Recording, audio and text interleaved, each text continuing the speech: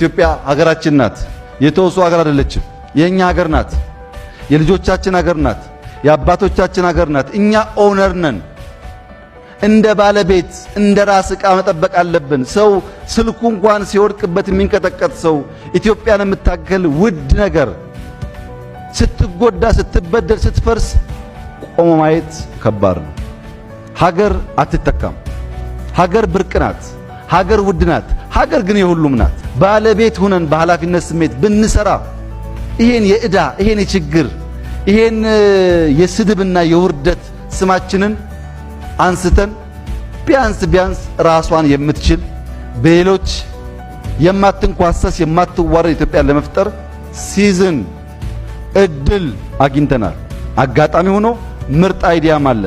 ብንሸከመው ተቋም ብንሰራ ብንታመንለት ሞራል ኢንተለጀንሳችን ቢያድግ አትጠራጠር፣ የበለጸገች ያማረች ኢትዮጵያን መፍጠር እንችላለን።